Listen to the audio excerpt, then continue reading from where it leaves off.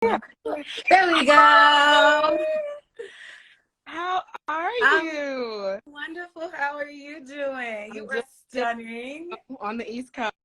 Still a little chilly, but spring Oh, is honey, here. LA is tripping too. It's cold and rainy out here as Yes. well. So, It's been a lot of rain on the West Coast. That's what I've been hearing. yeah, and it's usually, I feel like it always rains in February. That's like our little mini winter, but this one, we are in March now, so I don't know what's going on. Yeah, I know. It's like later March. I really don't feel like it though. I'm not gonna lie. Not to me, because I'm How are you, Savannah? I'm doing good. And you too? How are you Hi, doing? Savannah. Nah, bro, like I I was you outside later, earlier. so I was like, Hi. On work, and then I ended up how are you? How's everything? I just chilled for a bit. Then I did something else, and when I looked at the I said, how's your What did you day? say? It How cut you out. and I'm here, but like it was Oh, cool to I'm me. tired. School is feel? draining. Right, Tuesday, I still at the tip of the week. Almost there.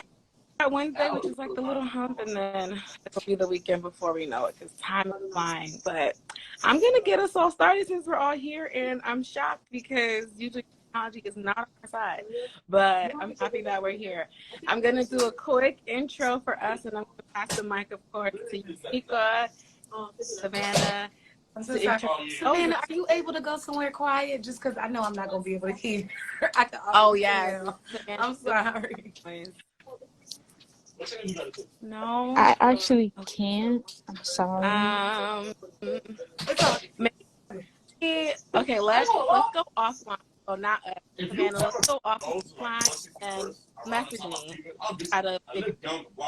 Bro, I can't break down the block, bro. So Wait, huh? we're gonna exit, and then I'm gonna message you if you can figure something out. So the background. All right. Let's navigate. For 145th Street? 1 second.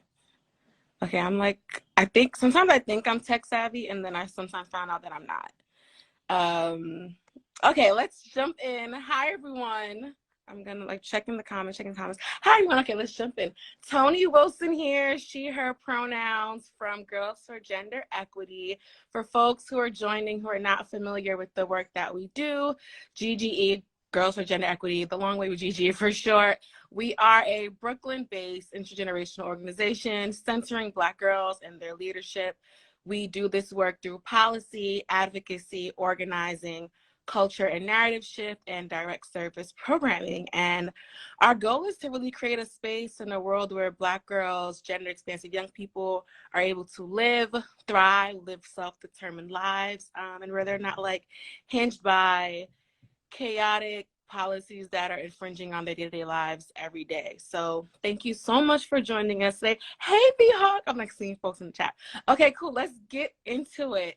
Shoniqua, I'm going to pass the mic to you, our fabulous guest. Thank you so much for joining us today to intro yourself and get this conversation started. Sure. Hi, I'm Shoniqua Shandai. I'm a self-proclaimed Renaissance woman and fashion icon. The world might not see that yet, but I'm gonna speak it. I see it. I act, I sing, I write, I produce, and I'm just here to shine my light so that other women, men, Black people, marginalized people can shine theirs as brilliantly as they dare to. My purpose in life, I believe, is to kick down the doors so that we don't have to have gatekeepers anymore. And I'm so grateful to be on the line with you and talk about all of the beautiful things that you are doing for the upcoming next generation, and hopefully inspire and pour into you all and also learn from you as well. Thank you.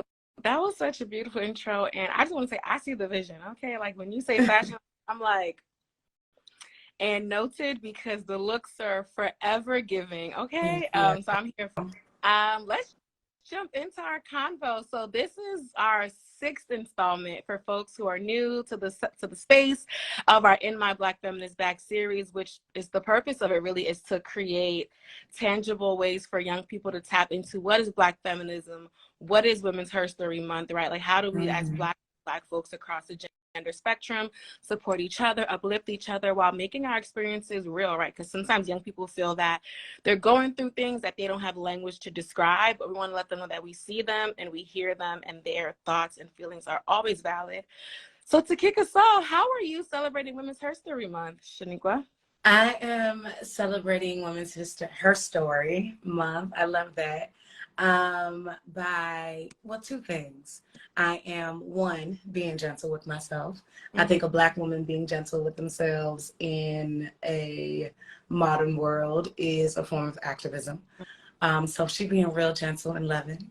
And then the second thing is to have the audacity to pursue my dreams. And I'm pursuing a next level of my dreams in spite of fear. And I think that's a big goal for me this month. Anything that terrifies me, run towards it. And fear is going to be there. That's a natural thing, right?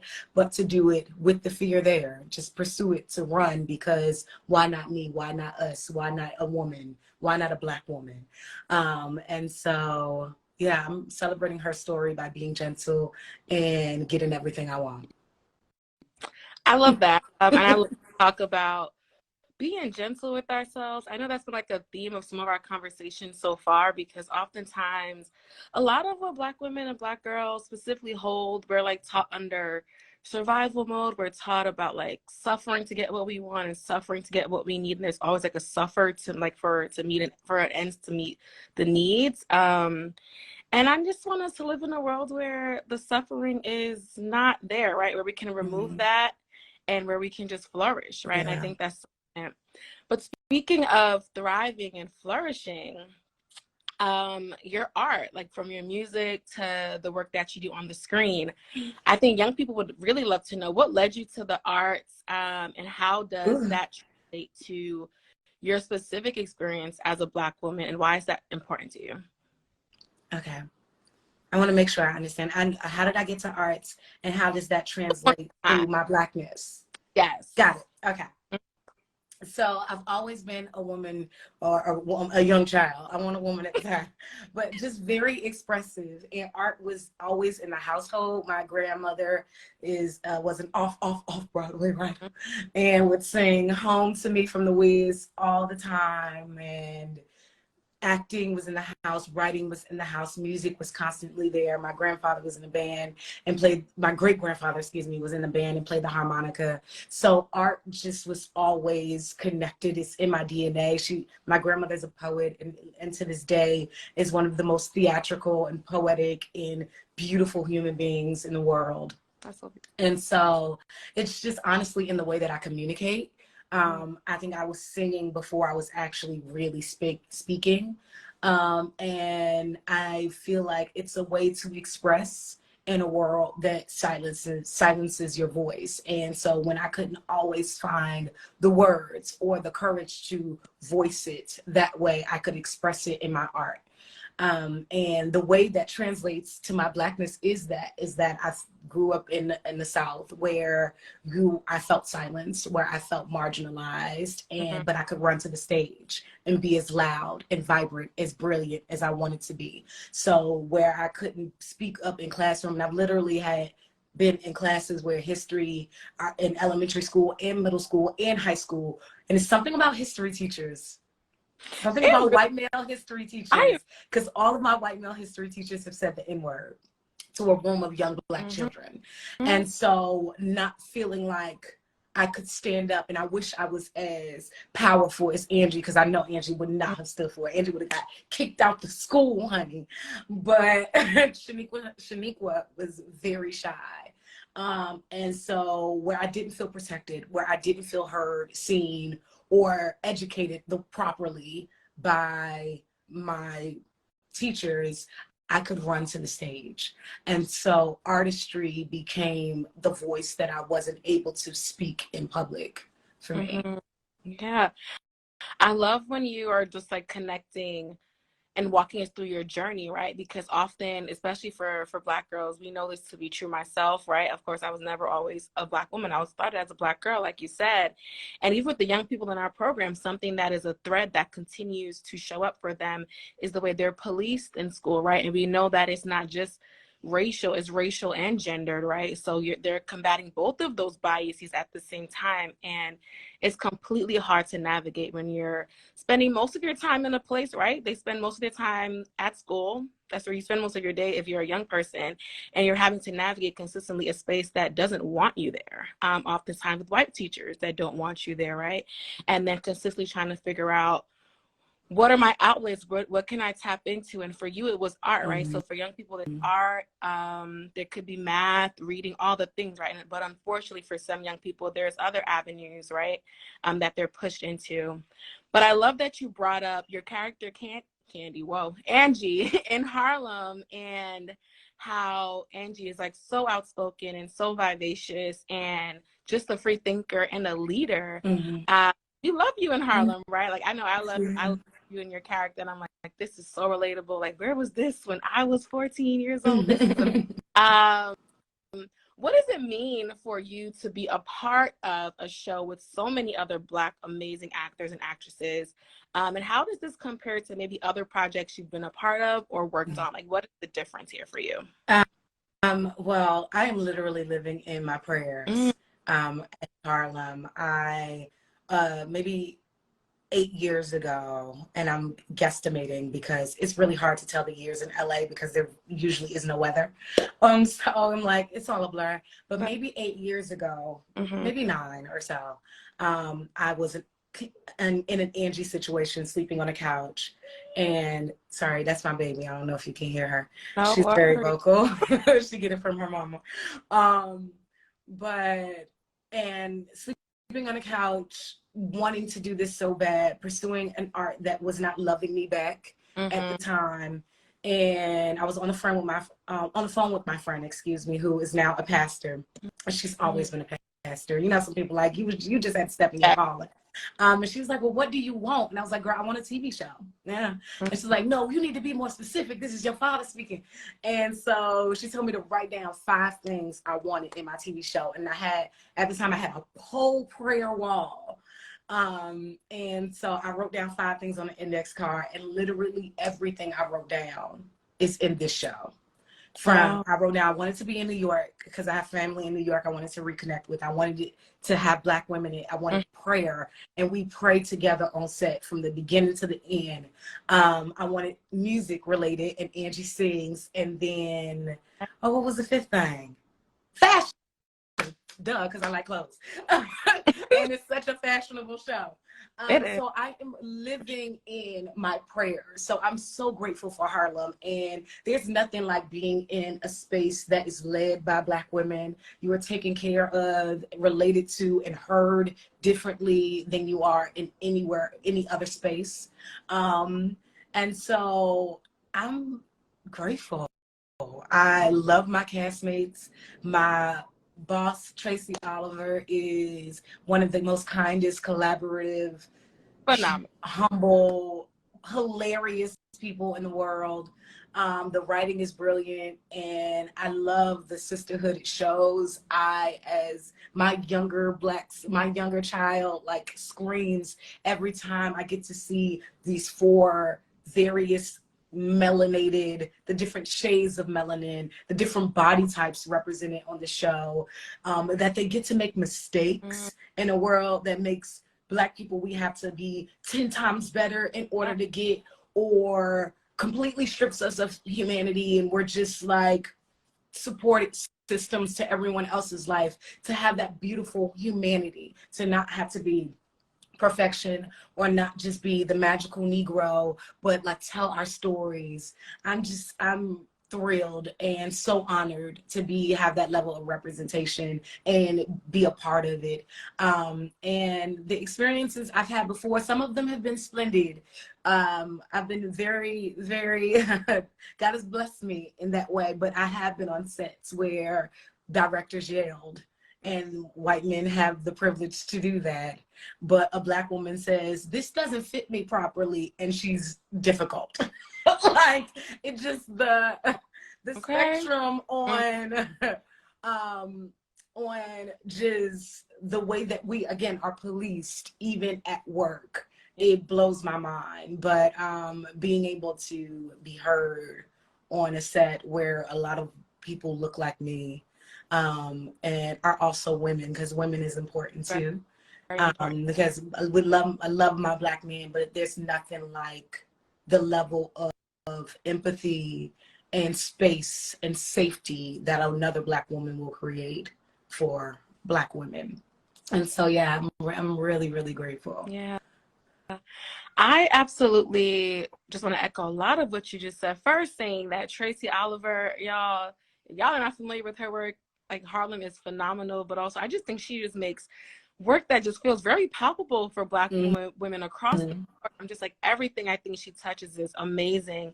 And even in you sitting in this gratitude, I feel it. Like, it's tangible. I can feel it through the screen. When I'm watching Harlem, like, I feel the connectedness. I feel the unity. I feel that the stories are organic and authentic. And I think that is something that is really completely missing from a lot of television as it pertains to Black girls and Black sisterhood, which I think has always been the backbone of my growing up, right? I don't remember a time in my life where Black women have been cheering me on. So I think that is really real. So thank you for sharing that. I think there's also something really important of what you spoke about, though, with manifestation in terms of how that connects to Black feminism, too, and the work that we do here. When I think about manifestation as Black people, as Black women, I'm always sitting in awe that someone thought of me to be in this space at this time, right? Like, life wasn't always like this, right? So I'm in this moment because someone thought something was possible and they dreamed it up and made it happen. So now I'm here living in it, so I can live in my dream and my prayer. So thank you for assuring us in that moment. I think Angie's character represents so much for Black girls and Black women on screen. We talked about her being carefree, being vibrant, passionate, all the things. Something that sticks out for me, of course, is that she's dark-skinned, she's curvy, she's sexually liberated. Yeah. I think that is so important for us to see on a regular basis, like having ownership and autonomy over your own sexuality. What is your favorite thing about Angie, and what do you enjoy most about portraying this character? My favorite thing about Angie is that her value is not attached to material things or outer circumstances. Angie is the baddest woman in the room. And society does that not shape that for her. She shapes that for herself. She's the most brilliant and worthy and valuable human being in the room, in spite of society saying, you don't. Champions herself and just no, she is literally like, she is her own Beyonce, and it has nothing to do with her bank account, nothing to do with her size. And I love that size isn't even a thing. It's never spoken on the show because it has nothing to do with how I feel about me and how you're going to receive me and how beautiful I am. And so that's what I really love about Angie, especially growing up in this industry. I came out here when I was 17, so I became an adult and a woman out here. And so much of your value is attached to what are you doing. So when people say, how are you, they actually mean, what are you working on in LA? So much of how you should feel in the day, who you are to me, your friendships is all aligned with what you're working on at the time. And then you will not treat Angie like that at all. And so that's what I love the most. And it's actually helped free me of that as well. So when I do interviews and people are like, what's next? Or like, what are you doing next? I'm being Shoniqua Shandai. I am loving all of this, and the world will give me what I need, but my next and the way that I feel about my future is not assigned or attached to a job right now. You know, I know who I am. I know that I have Oscars on my shelf in spite of the not being there. But that's how Angie acts. She's got all the Grammys. She's the Billboard chart topping. She's on in her mind. And so she acts like what she wants. And it's not necessarily a matter of faking it. She's just authentically worthy. And What was the second half of that question? I'm sorry. What do you enjoy most about portraying her? Oh, well, all of that. And then also, I love being a curvy, liberated woman on screen. I love that Angie shows her body. Yeah. Shoniqua doesn't show her body. Shoniqua got on a turtleneck right now. And that's nothing bad to it, but usually when they show curvy bodies on screen, we are wearing turtlenecks in the summertime. We are in huge kimonos, and it's like they are terrified of skin and flesh. And so being on a show that champions my body, that puts me in bikinis and crop tops and everything else, I feel like is something that this world needs, because more women are larger than a size 8 than the opposite. But you watch TV and you would think everyone's a 2. Yep. And the way that we do portray women when they are curvy is like they are only winter people, and then the curvy women disappear in the summertime, and that's not the case. So I love being able to show thigh. I love being able to show some tummy and wear my crops and my mini skirts and be proud in it and not be spanked up and corseted up in all waist training, and just really embrace the natural body. That's what I really love about portraying Angie, because I just feel like it's so shocking in a world that's like, you know, be abbed out and everything else, and that's beautiful as well, but this is beautiful too. Yeah, and I know that if that's something that's healing for me as a 29-year-old, I know it's healing for young people, right? To see themselves and see what their body looks like, from the skin color, the hair texture, the size on screen, and it's being fully embraced. You don't know how many shows, well, you do, right? Because you're in the industry, like we're watching the same shows, you know, growing up, like as Black folks. And, you know, me like seeing, I'm like, also a fashion girly, right? I'm like, well, I wouldn't wear that in the summer. Why she got that cardigan on? It's hot. Like, I know New York in the summer is sweltering, right? So I'm just yes. So I love that your character is allowed to embrace fashion, embrace skin, embrace femininity, and all of that. In the new season, for folks who have not watched it, I hope you have, because it's been concluded, right? So I hope y'all have seen it. If not, check it out on Amazon. Sherry Shepherd plays your mom, and I thought that was such a phenomenal selection for casting. But something I want to ask about, so at GGE, we think it's really important that we're healing intergenerationally, right? That we're having intergenerational conversations, because we know that much like trauma is intergenerational, healing and freedom and liberation is also intergenerational as well, right? So what did you enjoy most about working with Sherry, and how excited were you, or like what was the relationship like building and merging those two generations to bring these characters to life? Sherry is so kind, and I feel like kindness is so important to me. I think the way that you treat people matters, and the way that you leave people matters.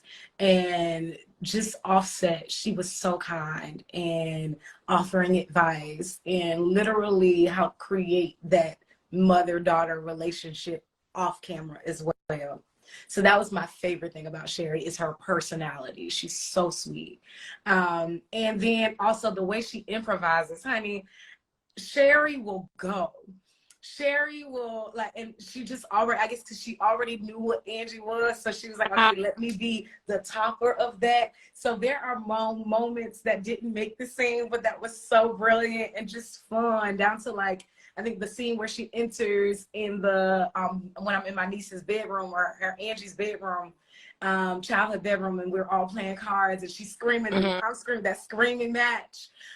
She's just free in her art, and so it allowed me to be even more free and brave in my art as well, because I'm like, okay, she going, then I'm gonna go. So it was nice to have someone to push the bar even further, a higher ceiling to reach to. And so that was lovely. And what I love so much was that in the script of it all, and just in the world for Angie, that her energy, her self-love, her freedom, comes from a a whole beautiful Black family. And Mm. seeing that for this Black curvy woman who is vivacious in the world, and knowing that it ain't something put on, it's actually, it was love and being championed and supported that created Angie, not trauma. Because we always associate darkness, dark skin with trauma. And so having a dark-skinned, curvy, natural-haired woman who didn't come from trauma but came from peace and love and joy and support and acceptance, to me, oh my gosh, it was so beautiful. And I was so thrilled. Literally, as I read the script, I was like, yes, for all the Black girls and for myself, because they just love to see us in pain. Black oppression is just, they could serve it to you on a spoon, honey. Dish it out, free samples. So having the opposite of that, and also too as an artist, because that's usually the opposite story. There's a lot of artists who were not supported by their family members, and that's Black, white, any race. Artistry is not seen as a real career. States, unfortunately, the way it is in some other parts of the world. So to have a family, not only her mama and her daddy supported, but her brothers saying, we got you, whatever you want to do, you know you got it, keep pursuing your dream, to pour into her and fill her artistic tank as well as her personal tank and her spiritual. It just was so gratifying. It really was. That is so beautiful to hear you talk about, especially the piece about her not coming from trauma. Because oftentimes we look at people that look a certain way, who think a certain way, and we automatically assume that their childhood was like plagued with this thing. And it's like, no, actually, like childhood was great. Like, and these are people who love me and support me out loud. And I think even like watching Harlem this new season, I loved it because I was like, wow, it's nice to see not a young person, but a Black woman be supported. And you can tell you were supported from a young person, right, in the show, right? We don't see you as a young person, but we can tell that fosterhood of community was always around you. I want to talk more about your singing. We know you sing on the show, right? But some people, right, might think that it's like a character thing, or they might think that you're putting the voice on. No, boo, the voice is voicing, okay? So you sing on the show. But you actually do sing, and you have a single, Something About You. Talk to us about the single, how it came to be, and the inspiration behind the visuals. Yes. So I wrote Something About You before the pandemic. I started writing it maybe, so what's that, like 4 years ago, and wasn't quite brave enough to pursue it. Like, I always loved music, and literally every acting role I've had has been music related, has like been singing required. So God has been like, you gonna sing, but still was so scared. And during the pandemic, I was watching Instagram, as we all were, and one of my friends was out in the Jeep. It was 2 Black men, and this was after George Floyd and during the Black Lives Matter movement, and Ahmaud Arbery had just passed, Breonna Taylor as well. And so I was in pain. And so seeing 2 Black men in the Jeep with the roof off, with Gucci mask on, was just like, yes. I remember like in his DMs, like, this brought me so much joy, just being dramatic. And the next day he had me in the studio. And so literally that's how fast God moved. And I think God has to move quickly with me, because at least with music, I can be resistant. I can be nervous. And so I recorded the song, and basically I wanted to write where I was at the time, mentally and spiritually, regarding love. I always thought that prior that you had to either be career oriented and focused, or you had to be a good partner. A Black woman couldn't have both. And that is not true, but that's what I thought at the time. And so yeah, and so I wanted to reverse that. And so I wrote about a woman myself who was busy, who is pursuing a career, and but not only the career is flourishing, and meets this man that provides a safe space and shows her a love that she hadn't quite seen before, and makes her realize that she can prioritize both. There's something about him that's just so special that catches her eye and ultimately her heart. And so that's Something About You. And the song, the music video was directed by the incredible icon, the Megan Good, who is so supportive and a dream angel here on earth. And we wanted to show a different type of leading lady, a different type of it couple. And so this curvy body is in couture and walking red carpets and being loved on by the incredible Isaac Keys, who plays the leading man in it, and also allowing him to be soft because, you know, usually, again, there's so many pigeonholes for people who are not cisgendered white male in the industry. So seeing Isaac be soft and being romantic is like another form of just like opening the doors for all of us. So yeah, it's really beautiful. There's some star cameos, Jackie Long and Disaster, who's a battle rapper. We were actually in a battle rap movie together years ago, Jackie and Disaster and I. So not only is the video like this beautiful, I think it's beautiful. This beautiful showing of Black love and success in Hollywood, but it's also this beautiful marker, like this time capsule for myself. We actually shot some of the scenes at Harlem season 1 release parties, and then I've got my friends in it, my bestie, my mom is in it, so like it's just a wonderful reminder of an amazing time as well every time I watch it. I love it, and I could feel it like when I watched the video. I can feel the family vibes. I feel that it's like about celebration, and when you talk about the softness, like when I'm watching the video, I'm like, yeah, like this reminds me that both Black women and Black men, right, deserve soft love, right? We're also so conditioned that everything has to be hard and like difficult, and back to what we talked about earlier, back to like struggle, and it's like, no, like we can have free flowing softness, and we should all be welcome to that because we deserve it.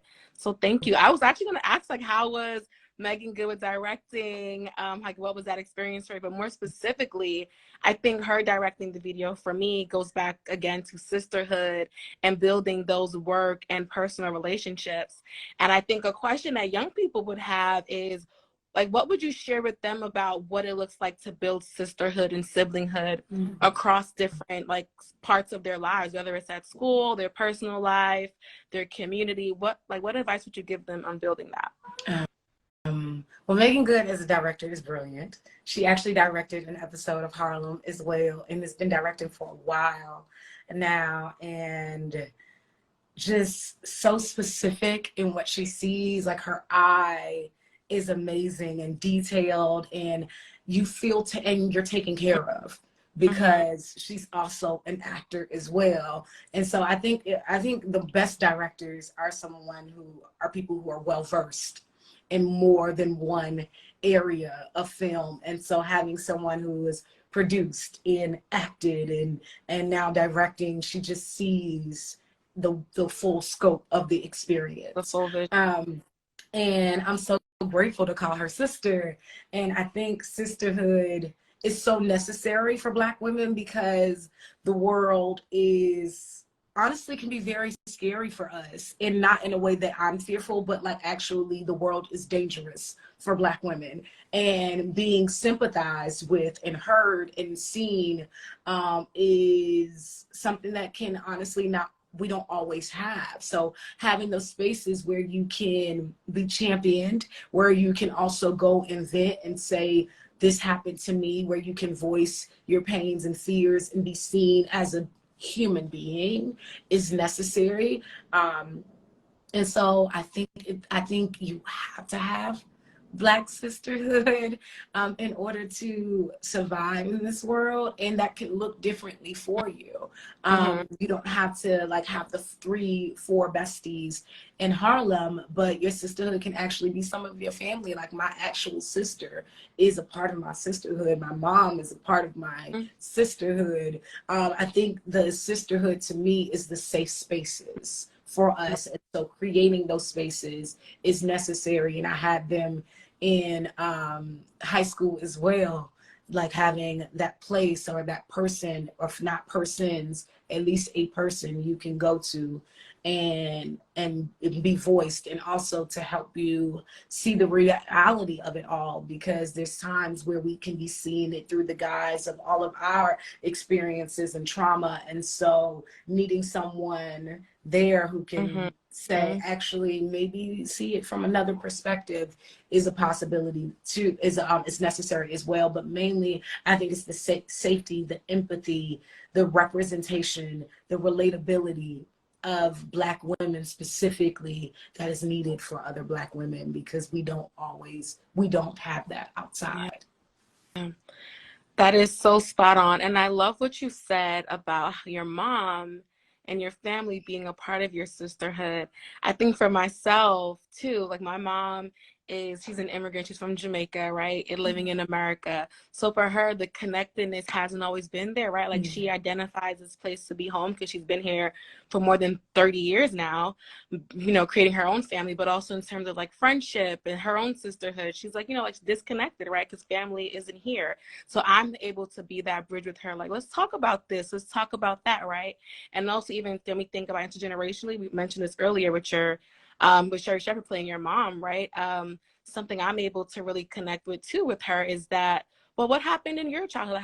How does it relate to what happened in mine, right? And how do we like build that community to heal not just ourselves, but our future generations too? So thank you for naming that. So speaking of healing, I know that faith is super important to you. You came into the chat like grounding us in, and I think that is so important. I appreciate that so much. Let's talk about, I guess, like different routines and how you take care of yourself. I know affirmations are a big part of your life, prayer is part of your life. What advice do you give to young people who are in need of groundedness in a world that is often and always looking to take their power from them, take their voice from them? How do you, what would you give them, and what would your offering be to them in this moment? Definitely, I would say journaling is humongous. Having a place where you can voice, we're uninhibited from anyone else, and without judgment, just to get your thoughts down, and also expressions of gratitude. I'm a big gratitude journaler every day. Every day I should, but usually I do it twice a day. 10 things that I'm grateful for in the morning and at night, just to root me in that, because the world can get very, we can get on the ground in this comparison, and we can get what was me, and the news is just all of the negativity is constantly surrounding us. So to keep my mind on the joy through it all, and also to just the awareness that even if there's a moment where I get sad, there's always something to be grateful for. Another thing I think that could help the youth try to find their voice is to take moments where they disconnect from social media. I think having those times to just take a break and forge a reality outside of it, because it can be very triggering. You can be swiping on this thing and see somebody with their pet, and then the next thing see someone being, and there really is no filter and no way to gauge that. And so that is a level of trauma that we haven't even really been able to unpack yet, because I hadn't seen anyone be murdered before. And now I've seen so many because of that, and it's only Black bodies we're seeing that to happen to. And so, and I just feel like that's just another trauma that they're giving to the Black community. So having ways to disengage from this device is necessary. Leave your phone at home maybe for like 3 days in a row, just to hear your own thoughts,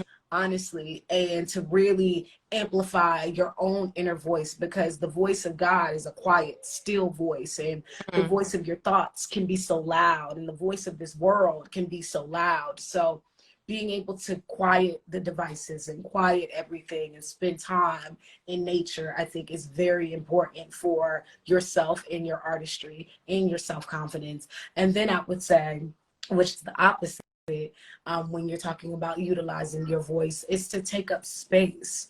And that can be digitally as well, like using your social media to use your voice to amplify yourself, but also doing it in the world to be a Black person who speaks up, and not necessarily like, you don't have to be an activist, but just saying what you think and showing that in artistry as well. I think is necessary in this world, because we've just been so marginalized. We've been so silenced for centuries. So finding a way to get your thoughts out there, get your artistry out there, get your voice out there, share. Even if it's just journaling and creating music in your own home, the more that you begin to strengthen and exercise your perspective, the greater you will be at being able to do it in the world as you get older. And then also the clearer you will know what you think versus what everyone else thinks. And that's what I think too is another thing about social media, is that like there's constant perspectives and constant voices and constant comments that can tell you what to think. So having those moments of just saying, okay, let me just get with me and my voice, and really strengthen that. Let me get to know myself, I think is vital. Yeah. I appreciate what you said about centering, like young people, like learning to center their voice, because that is absolutely something we're consistently pushing, consistently advocating for. Because as Black girls, as gender expansive young people, you're taught that, you know, your voice doesn't matter, you know, especially in Black communities, you know, we're taught that be seen and not heard thing that you talk that we hear from growing up so young and so early. And I think it's important that even like folks who are watching us right now, who are listening, be mindful of the young people in your life, right? Like they have voices, they have thoughts, and oftentimes we just need to like give them the mic and let them speak and let them share what's on their mind, because they are brilliant, right? And they deserve to be heard. So thank you for really echoing a lot of that. I know we touched on this a bit earlier in terms of colorism in the industry and really how that really shapes Angie's character in the show.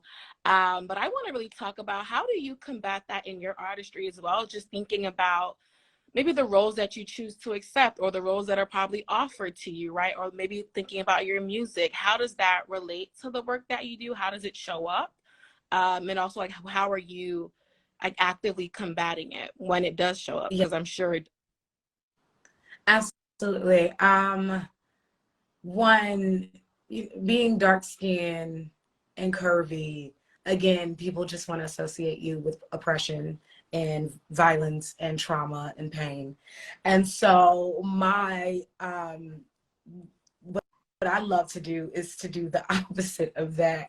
And so even in the ways that I can control it, the way that I combat colorism and the tropes and the stereotypes of it, is I use it in my fashion. I come up as fantastical, as soft, as high fashion and leading lady. And I love creating characters, because sometimes this industry, people can be very narrow-minded and only 1000%. see and think what they know and what is their norm. And this industry is ran by white people, so what they know is what they know. And so when I come on set, or when I go into a red carpet, or when I create a visual in my music video, I go out of my way to create a character that I have not seen a Black woman play yet.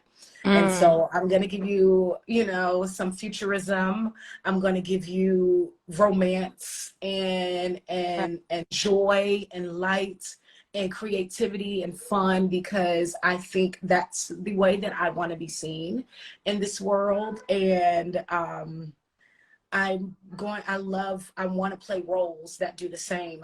I'm as much as the Oscars are associated, or the Academy Awards, they usually give it to the person who has played the most traumatic, the most pain, the most grit, the most cries, you know. Right now, at least in this space, in this time of my life, I want to add joy and light, or play something that I haven't seen a woman like me do, a woman who speaks like me, be able to play. So the roles that I want are leads as well. I'm not here to be anybody's best friend. Okay. Okay, I'm about I to want say it. Make to it tell plain. a Okay. story. I want this Black body deserves to have a full life, because you guys utilize it as much as possible, but then don't want us to speak. And so so if y'all see me and she didn't want to play nobody best friend. Now listen, if I happen to play The Rock's best friend, that's different, because they're gonna be paying me at least $100 million. But if you're gonna do it, you're gonna pay for it. You know what I mean? As opposed to just coming out here and doing further damage to women who look like me. I feel like we have been traumatized enough by the screen. Yep. We have been sexualized and taken advantage of enough by TV, by society. And so I don't want to play any roles that will further do emotional damage to women who look like me. I want to bring us love. I want to bring I'm being very greedy with it. Women who look like me deserve to be loved, deserve to have joy, deserve to have fun, deserve to and have so much education, and to lead and champion their lives and be soft. And so that's what, like, it's very, very important to me. And I'll wait until my beautiful sci-fi fantasy romance action comes. But yeah, I think being very selective in how I want to represent myself, and also the way that I choose to emotionally hurt myself, because it's painful acting. You gotta cry. Yeah. You gotta be, if you're doing a horror film, you have to be terrified, and that resonates in your body. And I selfishly don't want to do that right now. And so unless it's like, I mean, look at Dominique Fishback playing a serial killer. Like, that's amazing. I mean, there again. Roll up though. Okay.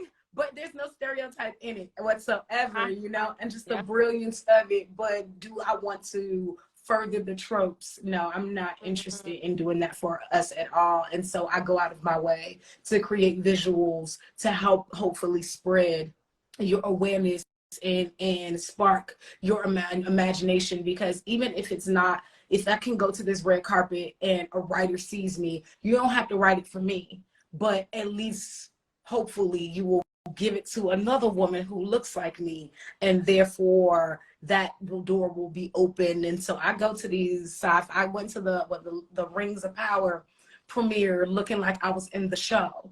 So we're gonna I love that too, though, because it's just another form of playing characters and enlightening people.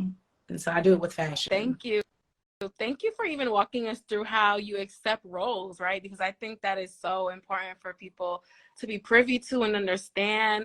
Even when I watch Harlem, something that sticks out for me is that you have a character arc. Like, there's story, there's like meat on your character, right? And oftentimes when you're watching shows, even when it consists of sisterhood, right? Like the Curvy Girl in The Crew, she don't got no storyline. She just in it for the jokes and the laughs. But when I watch your show, when I watch Harlem, I'm like, I know about Angie's background. I know about her career aspirations. I know about her family. I know things about her that adds meat to your character on the scenes. So thank you for saying yes to this role, because it's so important. Speaking of like dreams and aspirations, what is your dream for Black girls and young people of the future? Ownership. I want us to own property. I want us to own 5 million different versions of like all of the I want Black women to have Tesla companies and Ford and any other thing that is like, I can't think of other like ginormous companies, but I want us to be in those spaces. I want us to own production companies and art, and honestly own the way we show up in the world, because that is still unfortunately being dictated by the government. We can't, there's still, the Crown Act still hasn't been passed. So even the way that we own and show up as ourselves with our hair is dictated by white people. Unfortunately, we can't, there was a young Black girl who wasn't able to go to prom because she wore an afro while at school. And so I really want us to be able to own ourselves, and also own some serious stakes in this world as well. So if that is as small as like owning your own art piece, or buying a plot of land, or buying some crypto, or creating that business that we have not seen before, I want Black women to have ownership. I love that. And with that said, for folks who are joining, this is In My Black Feminist Bag. So you know I'm going to ask you the important question. What would you include in your Black feminist bag, Shoniqua? Oh, my Black feminist bag has a microphone, because you won't hear me coming. That's right. Everything I want to say will be amplified in the world. I need a big old giant mic. My Black feminist bag also has a notebook for me to jot down all my ideas, because you have to write the vision down and make it plain. And I need the notebook and the laptop to create these plans, to create these contracts, create these deals. And my Black feminist bag also has some coconut oil, because you got to be moisturized while you're taking over the world. You know, liberation coming with the ashy skin, y'all. No, I'm take care of you, because we're talking about the gentleness of it all. Yes. The gentleness is taking care of you. So put that olive oil on, put that coconut oil on, take care of you, because the world does not want you to. Absolutely. So that in itself is an act of activism. Yep. And the world is even upset when we take care of each other. Let's talk about it, right? The world also is that the world has become so individualistic, like right? Like it's just like they're just upset when we take care of each other. When I'm reaching out to give someone something, or when someone's reaching out to give me something, the world is for some reason shunning that or looking down on it. I'm just like, when did this happen? When did this trajectory shift? But of course, it's capitalism. Okay. Well, literally, we were brought to this country to take care of them, to be the nurturer, the mother for their children, for them to supple on our breasts, but not provide the nurturing and the sustenance for our own kids. So how dare you do what we completely, what is against, what is not American? Black women are here to take care of white people. No. So how dare you? How dare you take care of yourself? That's why they get so mad when we stand up for each other. That's why they get so mad when we create spaces for each other, when we love on each other, because they think that we are here to take care of them. Yeah. This literally why anything happens in the world, they cry for Beyonce and Michelle Obama. Black women take care of us. Let's talk about it. Oh my gosh, I can't even, like, we are so bad for time. We have like 5 minutes, so I can't even get into that topic, but thank you. I mean, when things happen on social media, I'm just like, what do y'all think? Who do y'all think Beyonce is? Like, is she not human like us? Like, of course she has equity, she has power, she has status and money. But yes, but like one Black woman cannot make the world flip, right? Like that is impossible, right? Y'all been fixing things since things needed fixing in America, so please. But you give one Black person just a little bit of power, and all of a sudden, like, it's your job now to fix the world. Like, what are you gonna do about it? And it's just like, can I breathe for a second? Can you give me a moment? Okay. Can I heal from the traumas of just being Black in America? Oh my gosh, we are gonna shift really quickly, y'all, to some Q&A. If you have a question, please feel free to drop in the box. We have a few right now. I'm gonna just try to go through some of them. Someone asked, do you have a Black feminist that grounds you, that you look up to, and who are they and why? I mean, we talked about Beyonce, Giselle Knowles Carter. Okay. She is honestly really the person that taught me to take up space, that taught me to stand in my authenticity, to love my thighs and my voice and the twang of my voice, and know that it deserves to be heard just like anyone else who speaks standard American pronunciation English. That my curls as they are beautiful. And so she really was my first feminist. And growing up in an environment, I'm sorry for my child, she has been crying the whole time. She's so noisy. Sorry. But growing up and wanting to silence myself, not wanting to be seen because I was so terrified of just the reprimanding of me being in the space I had. And when I not discovered, but as I grew into my feminism, and but also looked to my, not my North Star because that's the Jesus, but who my guide, who one of my guides in this world, who was Beyonce, I learned that I'm enough, that everything that I have to say is enough, that I don't need you to ask me what I bring to the table when I built the table. Okay.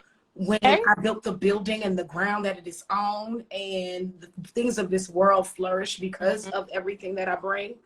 And so Beyonce was definitely a huge marker of feminism for me, of Black feminism for me. My grandmother is one of the most self-confident, beautiful artists and human beings I've ever met, and used to say to me, I've been all over this world and I ain't never met a woman better than me. I've never met a person better than me. And I was like, yes. and literally aspired. And I remember as a child hearing that and being like, oh, you know, but that level of confidence from a Black woman, from a curvy Black woman, and why not? Why not think I'm the greatest? Why can't I be the greatest? And so she definitely inspired me to strive to know who I was, really know who I am, and how valuable that is, and how valuable this voice is. So those two are my big role models as far as Black feminism and just showing up, really. That is beautiful. Even you just naming that for your grandma, right? Like, I think we don't talk about just how important and how precious the Black women around us are that came before us and what they had to trudge through. And for your grandma to, like, I know she was going through some things, and for her to still be like, I'm the baddest and ain't nobody touching me, right? And I think that the confidence, that is the self-assuredness that society, that outsiders try to rip from us and try to take from us, right? And when we're like, nah, when we are assured and we pass that down to our generations, like, just how powerful we are as a people. I'm gonna ask one more question from the audience, and then I'm gonna give you some space to plug all your work and what you have coming up for us to check out. Someone asked, what is your dream role? Oh, my dream role is, that's good. I want to play a queen in a futuristic or an ancient Africa. Ooh. That's what I want.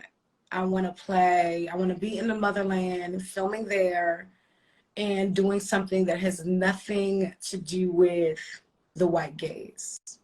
So I want to play royalty and see what African culture was before it was Americanized, or at least for our perspectives, it has been Americanized and whitewashed. I mean, Elizabeth Taylor was our Cleopatra, so that is my. Oh, and I saw someone say, "Storm, I want to have some powers too.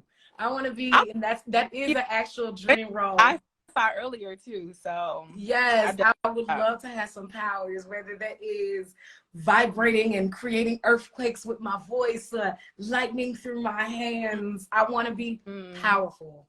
I want my dream roles are roles of power, because that's what I want to see a woman who looked like me play. That is so beautiful. And that is what young people need to see. And that's also what they want to see too. Thank you so much for joining this conversation with us. I know we're at time. I wish you had more. I could talk to you forever.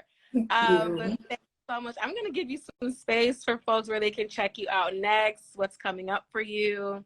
Let's talk about it. I have a song out called Something About You. Yes. But the music video directed by Megan Good. Go watch it if you have not. It is so beautiful.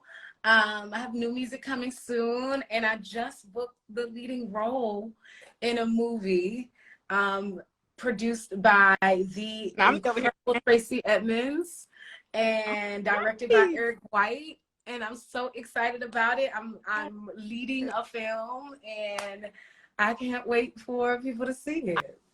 I can't wait to see it too. You are so phenomenal. Your star shines so bright. Thank you so much for all that you do. And I just want to say, y'all, I slid into this woman's DMs and was like, can I interview you for this thing? And she was like, absolutely. So I think the way gratitude and the way you work is just going to really continue to just, what's the word I'm even looking for? Just radiate among the people who you connect with. Thank you so, so, so much for all that you brought to us today. And for folks who are joining us, thank you so much for tuning in. Be back here next week for our finale of In My Black Feminist Bag on Thursday. We are going to be joined by another guest, Sophie St. Louis, makeup guru and beauty influencer. We love y'all so much, and thank you for listening and watching. And love the Black girls in your lives. Hug them today. They deserve it. Affirm them every day because they need it. So thank you again, Shoniqua, Shandai. Have a beautiful, blessed day. You too. Bye, y'all.